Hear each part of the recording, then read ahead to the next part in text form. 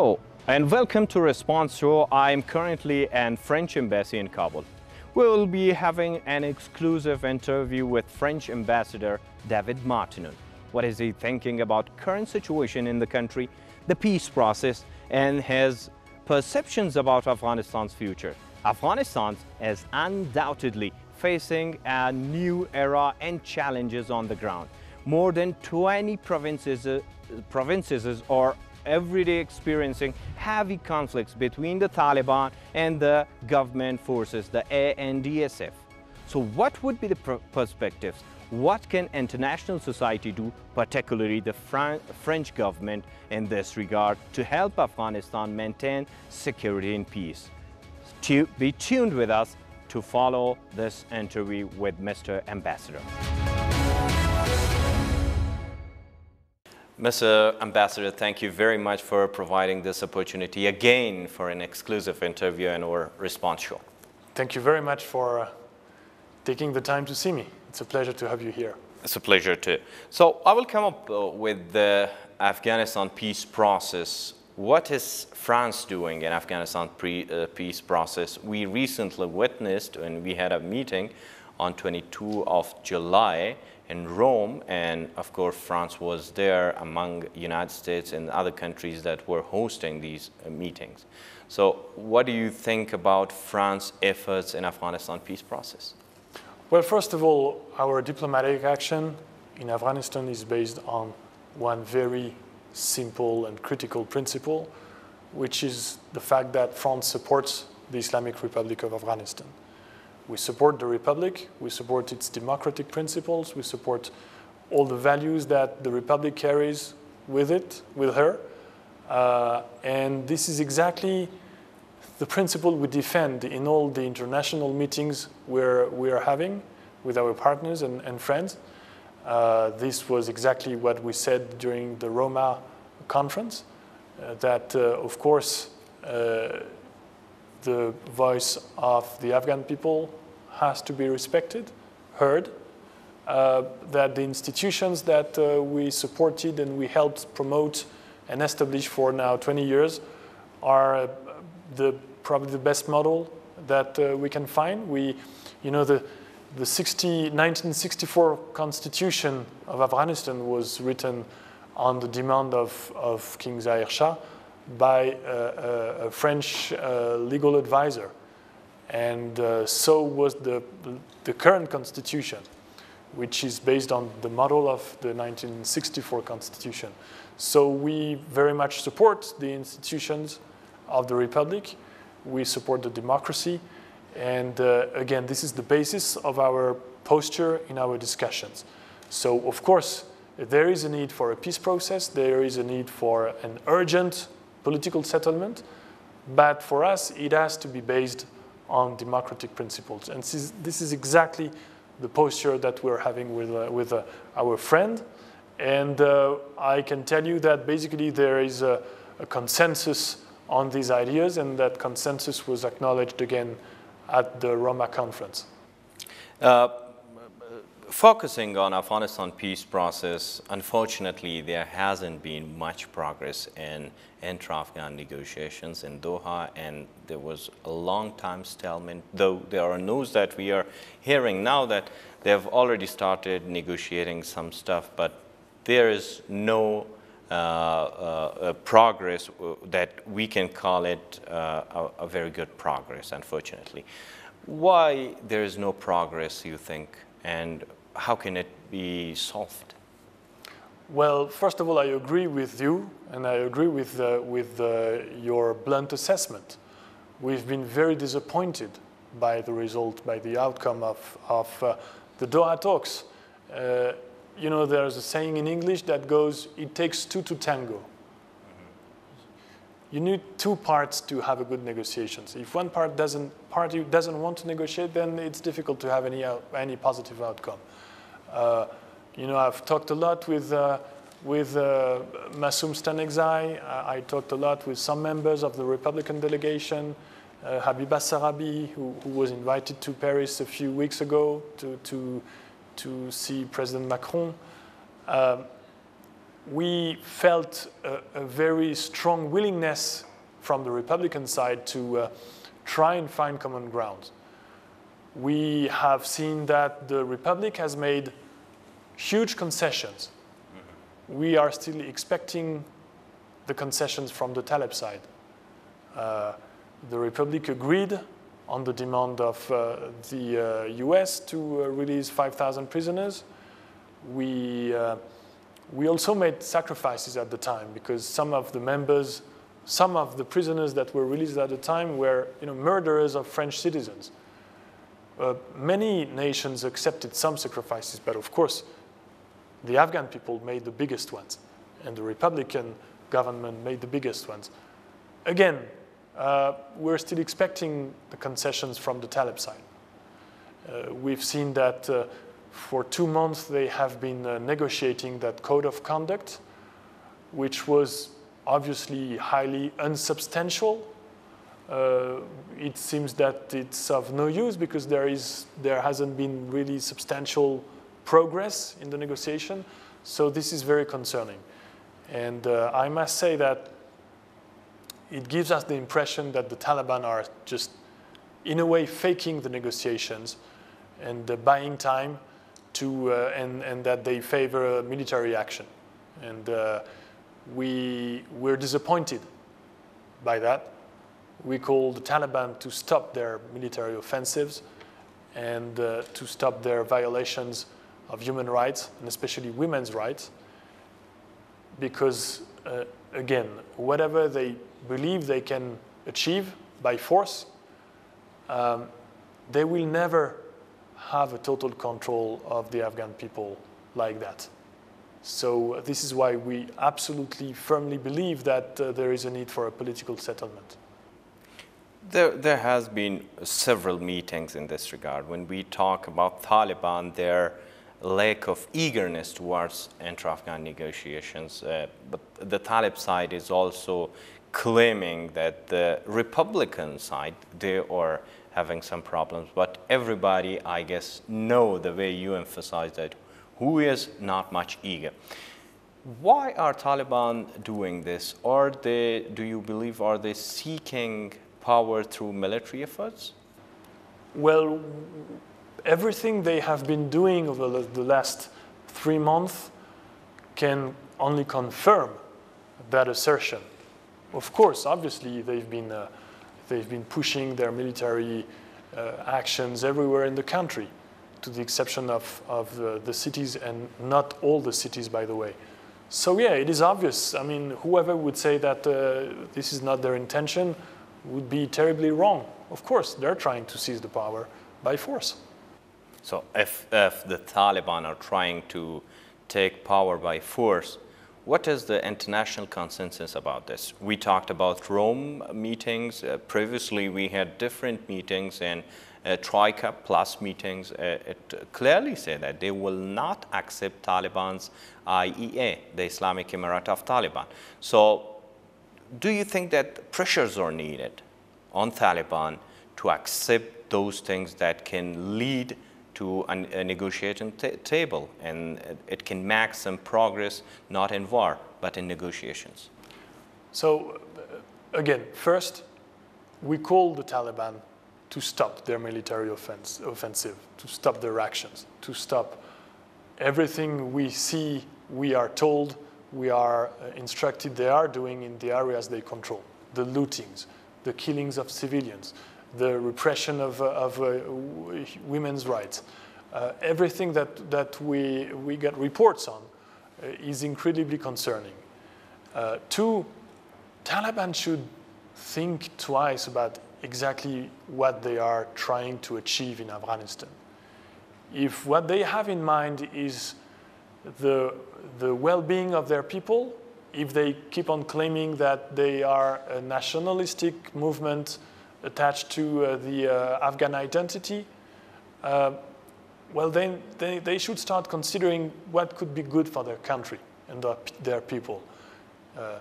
Looting, destroying infrastructures, destroying critical infrastructures like power, like power grids, like telecommunications networks, like roads, bridges that the Afghan people have been building for 20 years with the support of the international community. Does that really relate to any project, any positive project for the Afghan people? I have my doubts. And I guess everyone in the country has doubts about that. Should they want to really do the best for their country, maybe they should start thinking again and trying to engage genuinely in peace talks. What if they don't think so, like the infrastructures, a positive role in Afghanistan society, politically and socio-economic stuff? But what if they don't quit all these things? Like in Taliban perspectives, sometimes we believe that the Taliban think that we have already beaten United States plus NATO forces in Afghanistan. So why bother ourselves to talk with Afghan government? So it's another step towards our power, toward their Islamic Emirate. So if they still continue doing this towards their own struggles to take the power in Kabul, what would be the reactions from international society? Particularly, what will France suggest in this regard? Well, I think there are two questions in your intervention. Picking up on the first one, you said, what if they don't believe it's good for the country, right? This is what you said. Yes. Well, in that case, they will be wildly surprised by the reaction of the Afghan people. Because the Afghan people have built their country over the last 20 years. They have enjoyed this relative comfort, relative. I'm talking about these infrastructures. I'm talking about the ability that these infrastructures that they have built provide them to trade, to sell agricultural products to the whole country, to be able to circulate in the country. All these are great achievements, and I can talk about that, but I would be very happy to talk about all political, economic, and social rights that they have gained over the last 20 years. I can only meet Afghans that are happy that the press is free in Afghanistan, and probably there is no freer press in Central Asia than the Afghan press. And the fact that you're here today with your crew is another excellent news for the country. They have enjoyed the right to vote. They have enjoyed the right to address their representatives at the parliament. So all these rights, well, really, if the Taliban believe that the population in Afghanistan is not attached to them, they will be heavily surprised. I need you to tell me again what was the point. What would be the reaction? What if the Taliban keep going, struggling towards their conflicts and take power? Again, in this intention. That's a very accurate question. I can only talk to the French on behalf of the French authorities and not on my colleagues and counterparts from the international community.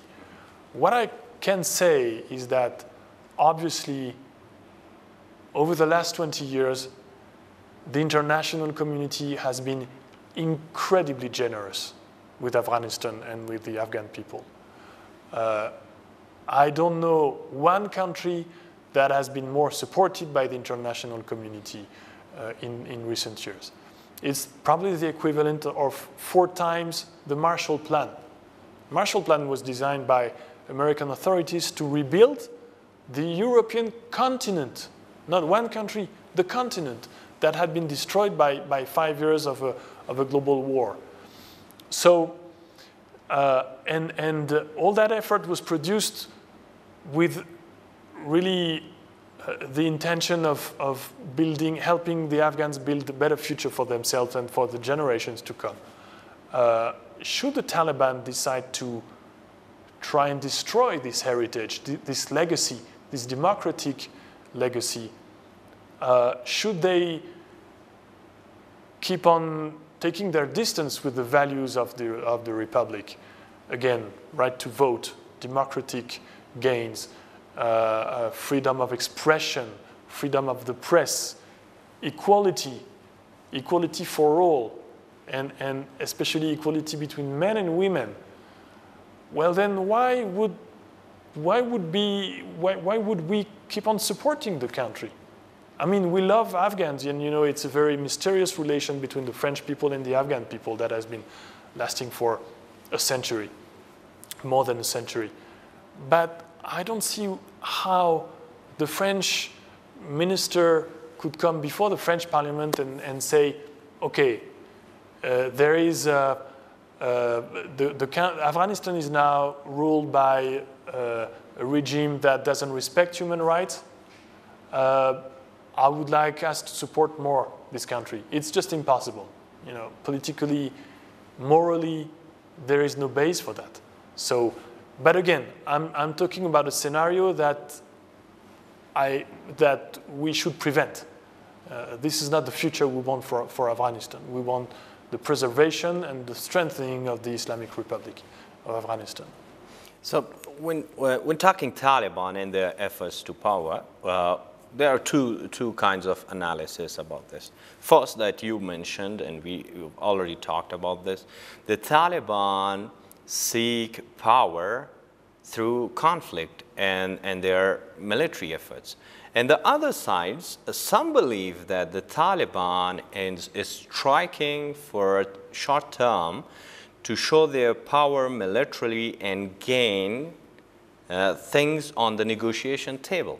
So what do you think? Which one would be the biggest effort from the Taliban? All the power, or just to gain some credits on negotiation table? I'm not the spokesperson of the Talib insurgency. I can't talk about that like that. But what I can tell is that it's a miscalculation when you take into consideration the good of the population.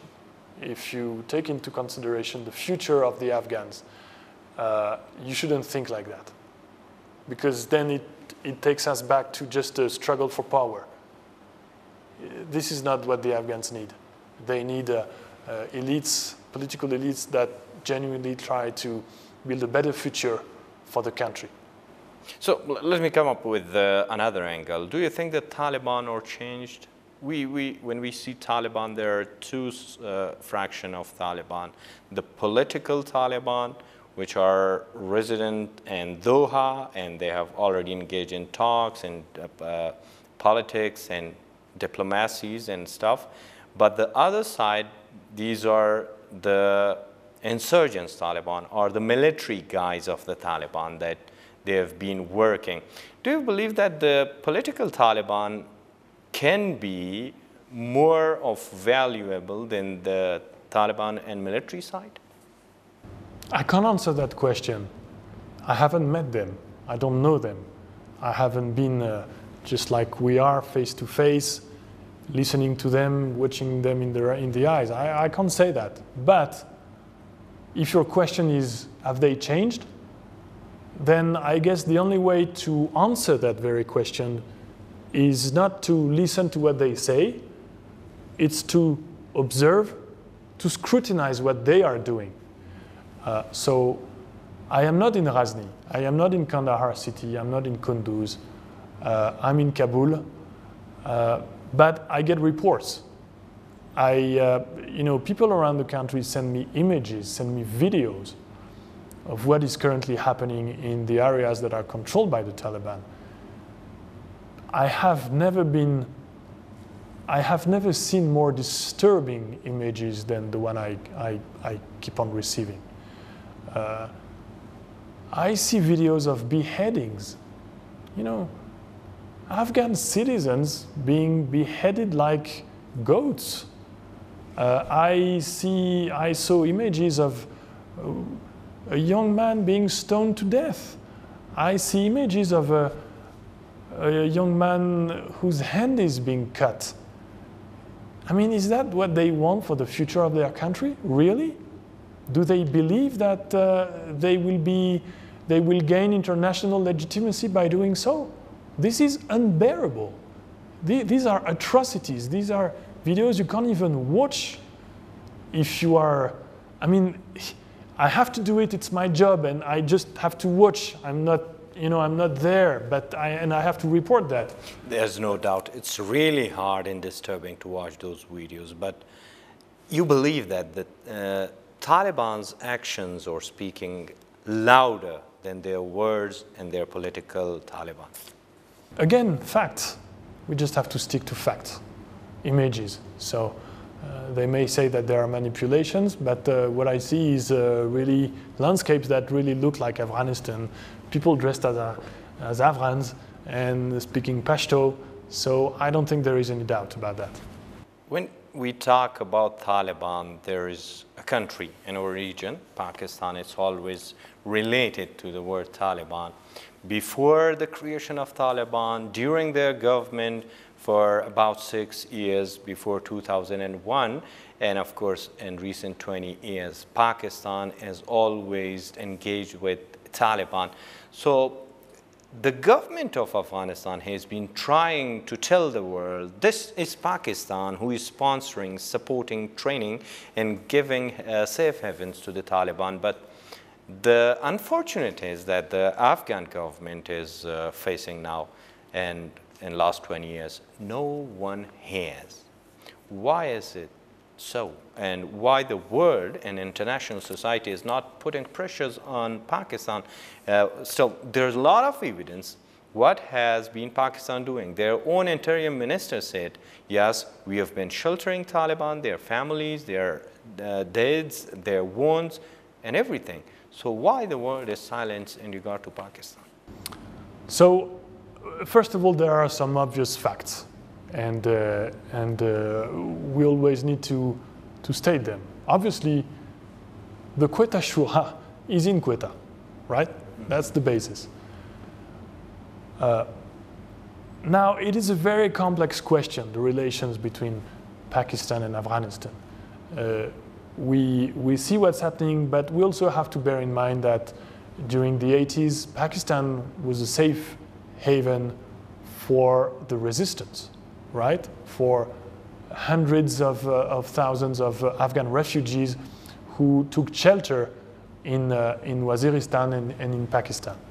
The main political parties were established in Pakistan. So it's a complex relation. And my job here is not to put more confusion in an already very difficult dialogue between the two countries. What I know is that the conflict in Afghanistan to be resolved, to be solved, to reach a state of stability. For that, the support of the neighboring countries will be absolutely necessary. Having said that, I also want to say, and I say that repeatedly,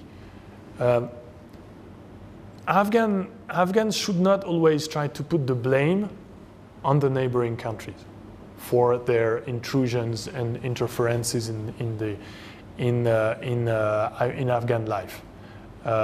Should the Afghans show unity, strong unity, then I can tell you that no neighboring country would dare to intrude into domestic policies in Afghanistan. And that, I think that is a crucial point. Now, having said that, again, I firmly believe that there is a need for a regional consensus. This expression sounds sometimes sort of void.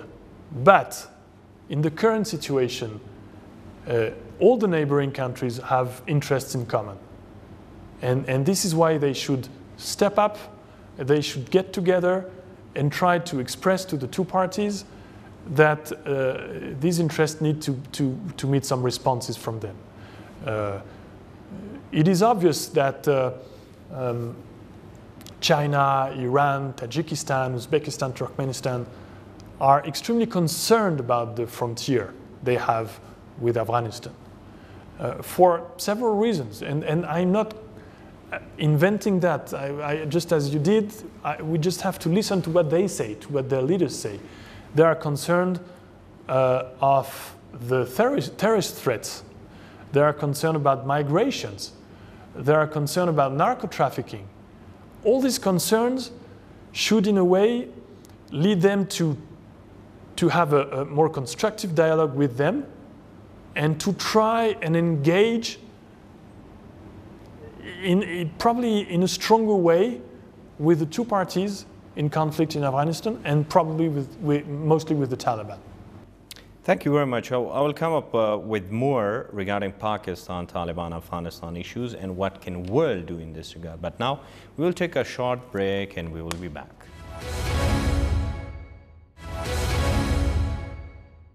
Welcome back. We are in an exclusive interview with the France ambassador to Kabul, Mr. David Martinon. He has been involved in Afghanistan since long years, and it's our second time that we are having an interview exclusively with him in Kabul and French embassy.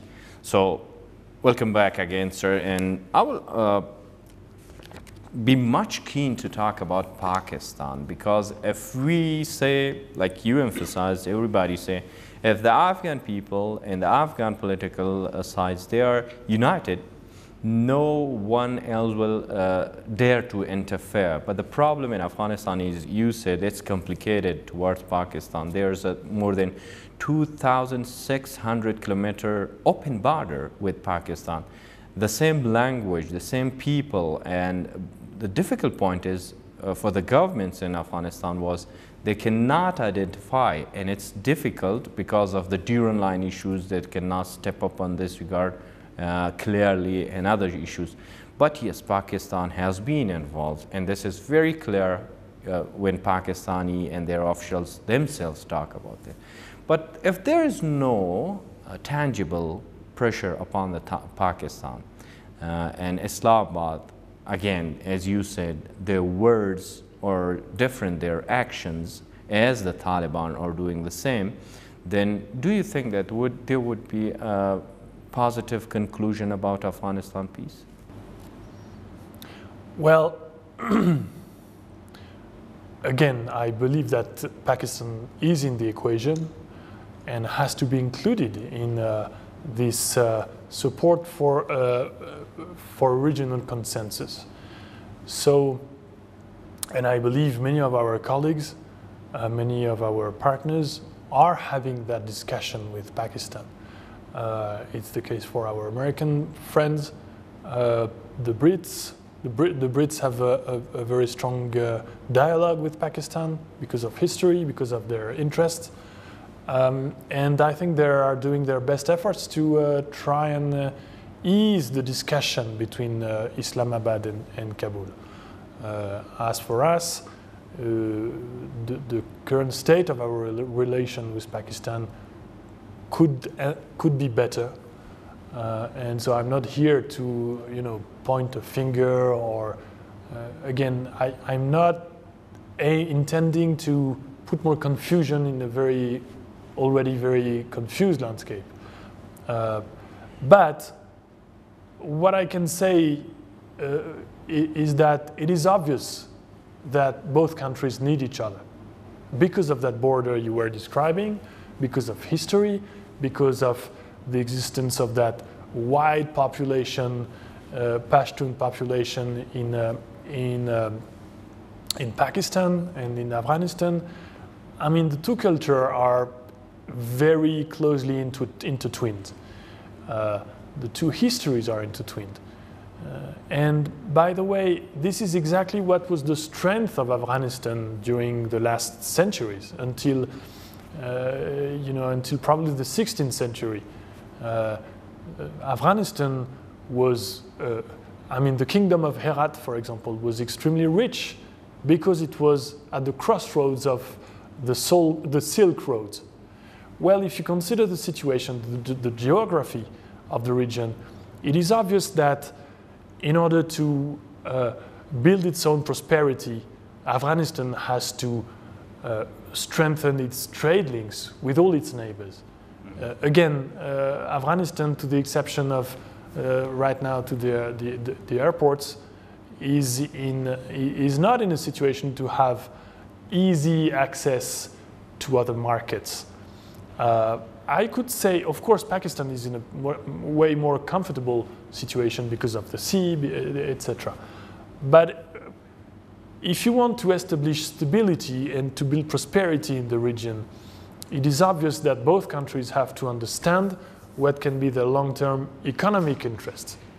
And obviously, they should work even more together. It's already the case. So there is no question that the future of Afghanistan goes also through Pakistan. Because of trade, I was at the presidential palace this morning for this great conference hosted by the president and by the UN on the support from the international community.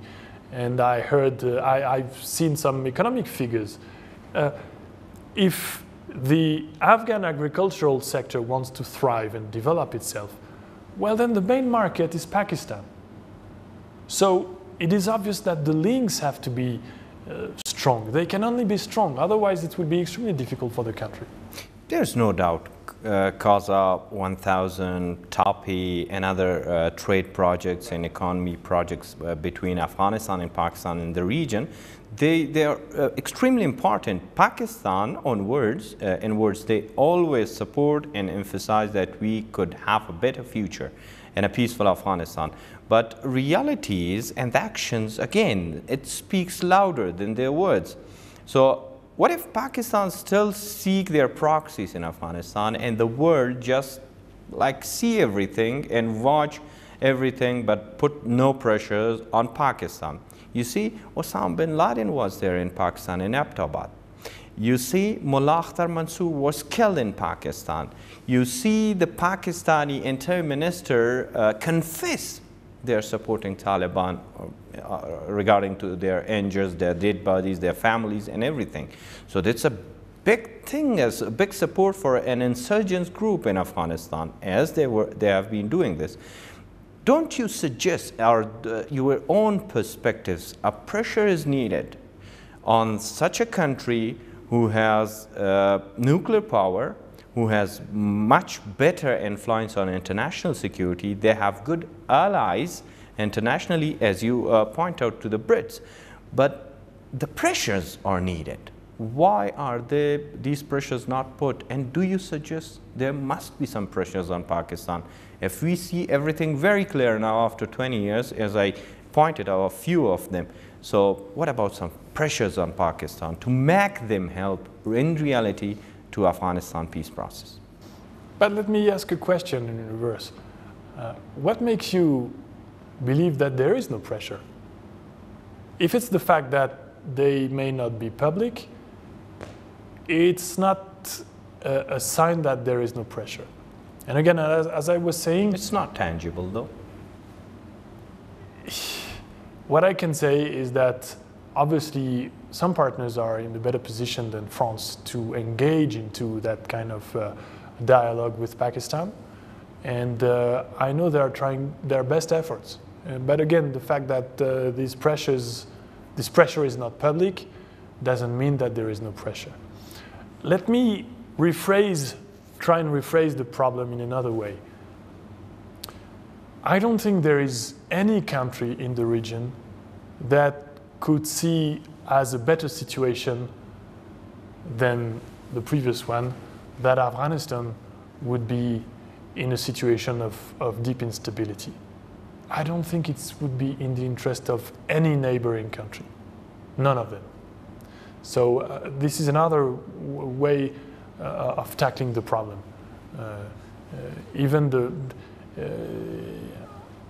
I haven't read any statement by any regional power or neighboring country saying that they would welcome the establishment of a Talib Emirate in Afghanistan. The opposite, clearly, as the Tri-Plus meeting, and Pakistan was also included. They do not Moscow, welcome, there is no doubt. But the thing is, now how could we reach to a settlement to include Taliban in Afghanistan's normal society, to include Taliban in a political settlement? As you mentioned, the Taliban were according to the claims and analysis, they are striving toward military victory. And that's something that has much of disaster for the people of Afghanistan, and of course concerns about the future of Afghanistan peace process. But if there is no tangible progress from the international society, like we have been reading the joint statements, like a Rome meeting on 22 of this month, July, and other meetings that have been continuously held in different countries. But the thing is to put something tangible, to change the scenario. Don't you think the international society needs something different, a different approach towards Afghanistan peace process? What do you have in mind?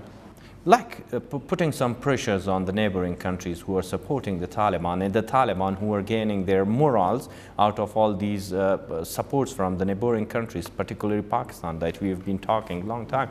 And also some other pressures on Pakistan and other countries such as Iran. There are reports about support from Iran towards Taliban. So don't you think such pressures are the priority and must be the priority for the international society if they really want peace in Afghanistan? So again, you can call that pressure. I would rather call that dialogue, engaging into a constructive dialogue with the neighbors. That we do too.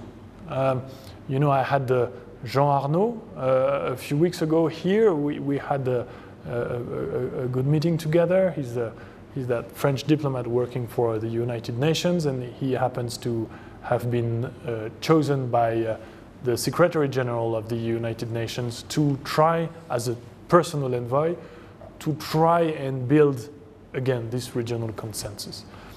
And he knows the country very well. He was there in 2002 to 2004 as a special representative of the Secretary General of the UN. He knows the country very well. He knows the region very well. And he has very clear ideas on, again, the necessity of the neighbors to work together and to present their demands together to both parties, but especially to the Taliban. They have interest in common. Again, this has to be part of the equation. The Taliban have to understand that any form of long-lasting disorder, plus violations of human rights and no respect for the democratic legacy of the Republic, can only have devastating consequences on the neighbors. And the neighbors won't accept that because they won't be able to handle, you know, waves of Afghan migrants trying to escape that strange regime from another century. You see what I mean? So they have to understand that. Everything they are doing is scrutinized by the neighbors. And even by Iran, and notably by Iran, notably by China, who are again concerned about their frontiers. You know, northern neighbors like Tajikistan, Uzbekistan, Turkmenistan, they all face the same concerns. Yeah, as you mentioned, the TTP, Tehrik-e-Taliban in Pakistan, the Pakistani Taliban, and their leader by the name of Masood, someone Masood, he also warned Islamabad government that they will attack, as you mentioned. But regards all these issues, not limited to Pakistan, the Taliban's delegations have been visiting several countries in the region. Recently, they have been to China. They were in Iran before that, and Uzbekistan, Tajikistan, Kyrgyzstan, and also Russia. What do you think? How do you observe all these meetings and Taliban delegations, visits to regional countries? Are they beneficial for Afghanistan peace process, or they are just giving diplomatic prestige and power to the Taliban, and they see themselves as the next government, already seeing them as the next government of the country or the leadership? It's a very important question. First of all, before coming to maybe a conclusion on that, you know, France is a permanent member of the Security Council of the United Nations. And in that position, every 3 months, we have to decide if we oppose or if we agree with the lifting of the travel ban for the Taleb members, the members of the Taleb delegation of negotiation. And we have always said that there would be no automaticity and that any lifting of the travel ban every 3 months would be linked to the situation and to the efforts made by the Taliban. So far, we did our best efforts to favor the negotiations. So this is why we decided to lift the travel ban in September 2020, and again because there was this apparently positive discussion around the code of conduct, we decided to renew this travel ban, etc. This lifting of the travel ban, this authorization for the Taliban to travel. That's one. Two, for us, we see favorably the fact that the Taliban leadership, political leadership, I mean, which is in Doha. We know that it's not the real political leadership, but at least those who are in Doha could have meetings with regional countries. We think it can only do, we thought it could only do good, because it's always better to have a clear dialogue. We thought it would be useful that the Taliban could hear what the Iranian authorities, what the Chinese authorities, what the Russian authorities could tell them about their point of view and what they were expected from them. Plus, we all know that it would be difficult to have a discussion, a negotiation, an inter-Afghan negotiation in Afghanistan for safety reasons and for trust. So it had to happen somewhere else, in Doha, anywhere. We just believed very early in the process that it was better to have one place, one location. Doha could be probably a good location because, again, there was no need to have these inter-Afghan negotiations in many places. It's just a waste of time, and it's a diversion from the core business. The core business is that they have to meet and they have to speak bluntly and genuinely. Now, we also believe that it had to be an Afghan-led and Afghan-known process.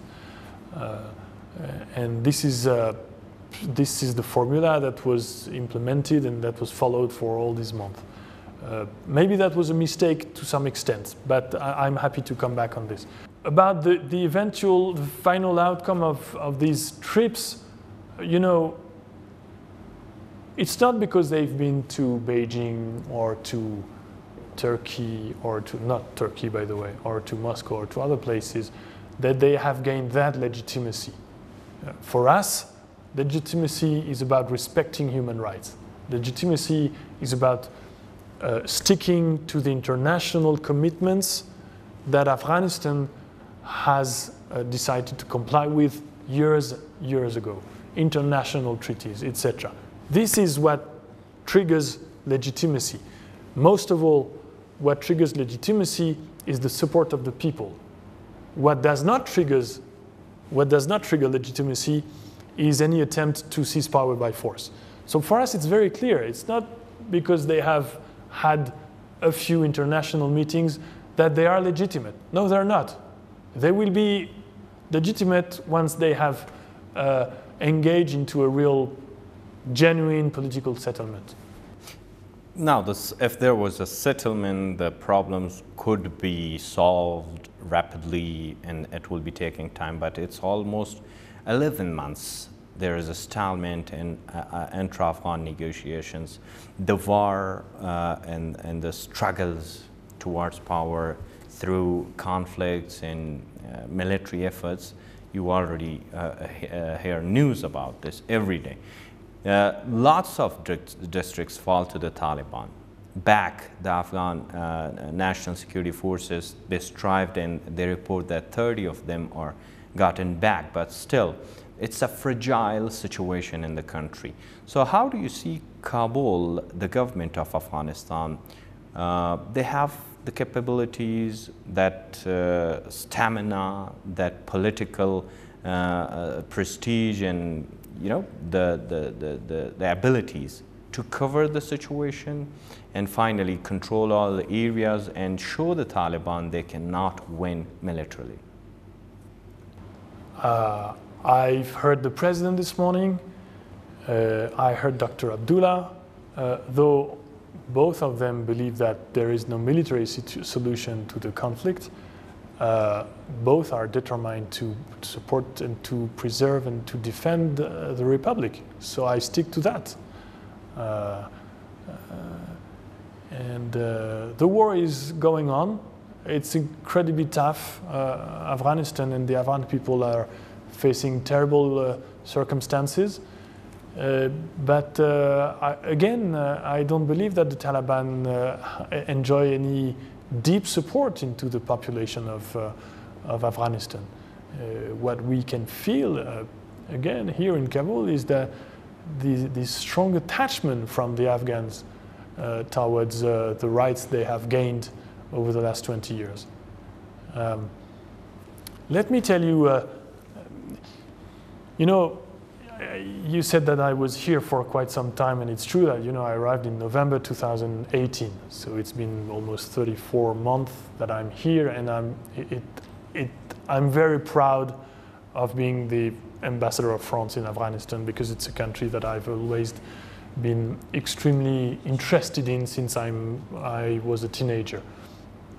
And it was, I've been several times to Afghanistan. I came in 2002. I had the honor of being in the presence of President Karzai, of Dr. Abdullah, of Marshal Fahim, and even the King Zahir Shah. I happened to be in the same meeting as him. And then I came back in 2005, and then I came back in 2007 when I was the spokesperson to French President Sarkozy. And again, I had that meeting with him, and I was at the meeting with him and President Karzai. So you can't doubt that I have very strong feelings towards Afghanistan and the Afghan people. And again, maybe it's not your question, but I'm happy to say that we invited President Karzai, Dr. Abdullah, and Ahmad Massoud 4 months ago to Paris, because the city of Paris decided that a little street would be named after the name of Commander Ahmad Shah Massoud in Paris. Fantastic location, 30 meters to the Champs-Élysées, the most beautiful avenue in the world. I can tell you that says a lot about the respect and the affection that the French have towards the Afghans. And it's very mysterious, by the way, because our countries are so far away. We have little things in common. We have no frontier, but still there is this deep commitment from the French over a century. I can tell you that the French have been supporting these gains and this progress for so many years. And what I wanted to tell you is that probably the most striking image I have from my stay in Afghanistan is that wherever I went in the country, I went to being Mazar-e-Sharif or Herat or East Talef or Panjshir or Bamiyan, so many places. What always struck me when I was, driving in the region was the image of these young girls going to school in the morning. And that for us, again, we've been supporting the country, but for us, this is the most striking image of the progress and the promises of the country. And this is exactly what we don't want to see disappearing. We believe, and you believe, and King Amanullah Shah back in 1919 said that the right to a proper education for girls as for boys is one of the triggering factors that can actually create a national sentiment, a national unity. And so this is why we're really attached to that. And for us, it has to be education for all, and not only until 12 years old. I mean, if anyone in the country believes that Afghanistan would be able to build its own prosperity without the participation of 50% of the population, then they're completely wrong. Nowhere in the world it's like that. Everywhere in the world, women work, have rights to education. Again, education for everyone it's a right, it's also a moral duty, and it's a necessity. Without the participation, the contribution of women, you won't be able to build a sustainable economy in the country. And that was very far away from your question, I'm sorry. Yes, I loved it, and of course our audience will like it, but at the same time we got 2 minutes, and in 2 minutes we will come up to your personal, like you mentioned, you've been engaged in Afghanistan deep down from your heart in a long time in different positions. So your biggest concern and your biggest optimism about Afghanistan's future? My biggest concern again is any step, the possibility of any step backwards. My optimism comes from the fact that again, the first initial French contribution was to send archaeologists in the country on the request of King Amanullah Shah, because he believed that in order to create again that unity, he believed firmly that Afghan people needed to be aware, to rediscover their own history. And the history of Afghanistan is of course an Islamic history, but it's also a Buddhist history. Afghanistan was the place for the first times of Buddhism. Afghanistan was a place of Hellenistic Greek culture. And Afghans should be proud of that. You know, Socrates was taught here a millenary before it was in France and in Europe, thanks to Alexander the Great. Again, the kingdom of Herat was a rich kingdom at the crossroads of Silk Roads. And thanks to that, it's been a place of an incredible cultural and artistic creativity, paintings notably. So on the long run, I'm very optimistic. Thank you very much, Mr. Ambassador, for providing this exclusive opportunity for the interview. لیدونکو لطاسه هم مننه کو دا پروگرام پام دیزه کران هارو تربیه